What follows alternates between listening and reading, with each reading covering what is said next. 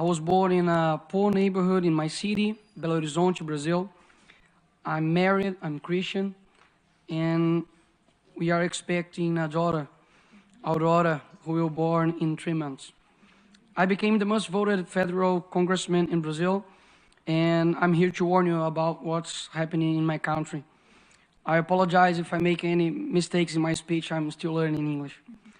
The left returned to power in the presidencies of Brazil this year, but it has had the power of universities, media, and culture for decades. America is like a body, and its health is a tripod: patriotism, morality, and spirituality.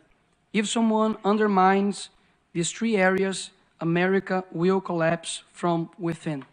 Stalin said this. They have known the secret for a long time and use all possible means to achieve their goal, the destruction of the family. But you may wonder, wouldn't that be too radical of an idea? Does anyone really want to do this? And after all, how would they do that? First, they destroy the sense of reality. There is no longer right and wrong, good or bad. Everything is relative. When they say that, why then say that man exists? Women, aren't they concrete concepts? Therefore, they must be abolished. Then they move on stage number 2, the destruction of identity. If you are nothing, then everything can be everything. Therefore, they will destroy your identity as a person. Young people no longer know what or who they are. They are carried away by any wind of doctrine and cling to what is fashionable. They tell you, dress like this, use this type of language, and finally, live like this. It is the generation most lacking in good references that has ever existed. After all, the left replaced Jesus with a Black Lives Matter activist and exchanged the cross, which represents injustice, against an innocent person for symbols that represent nothing other than selfishness of activism itself. By the way, the rainbow is not yours, but ours. Read the Bible and you'll find out.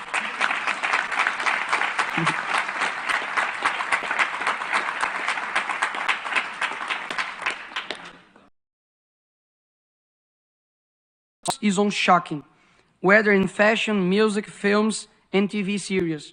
The important thing is to sell a culture that delivers everything you want, except meaning of life. Slaves to their own will. A generation that cannot handle pain, confrontation, much less being told what is wrong.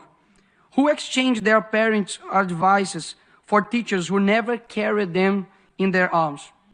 Who commit the strange of the youth to actions that only serve those who are dominating them? They are too foolish to know that they are being used and who uses them. Like those who campaign for abortion, but ignore that 75 years ago, the Universal Declaration of Human Rights, everyone has the right to life. This is a 12-week-old baby. His or her heart is already beating. It has a fingerprint. There is no one in the world like this baby. When they find a bacteria on Mars, they call it life. But this child is just a clump of cells to them.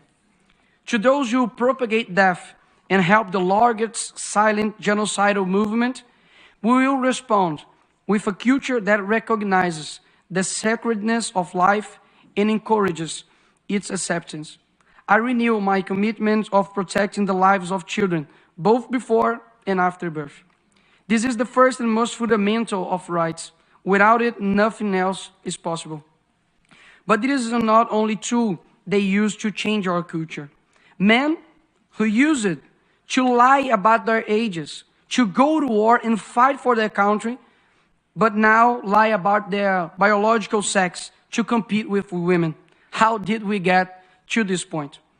Who is responsible for creating this generation? Where are the men and women with the courage to say they will not bow to tyranny? Are we watching the world collapse in front of our eyes and we are just going to watch it? No. We ain't nobody's slaves. Our freedom was achieved with a lot of sweat and blood. And it would be very naive to believe that it would be not with sweat and blood that we would maintain it. I come here to give a message to all who those still have hope in changing the world. The world will be a better place if there weren't so many people promising to improve it. It's a quote from philosopher Olavo de Carvalho, and that fits perfectly with Greta and Leonardo DiCaprio, for example, that supported our socialist president called Lula, a thief that should be in jail, and now we have Amazonia with the worst fire in 15 years, and they are just in silence and disappeared.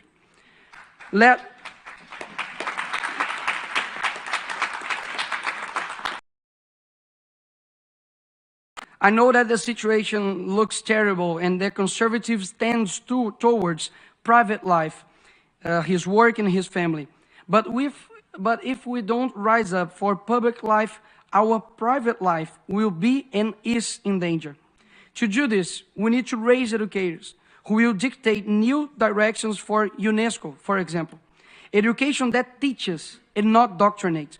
New judges who will honor the magisterium and deliver justice.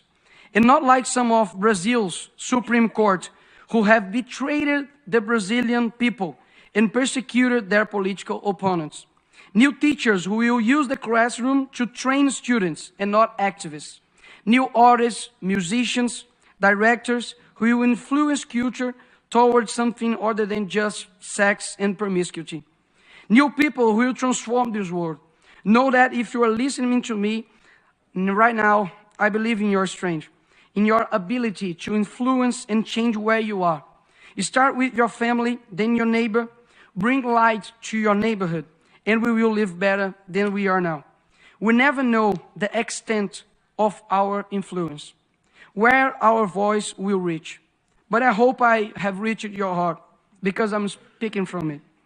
Love is the only thing that transcends time and space. So I hope this speech resonates across generations. To complete, I always say a phrase in Brazil.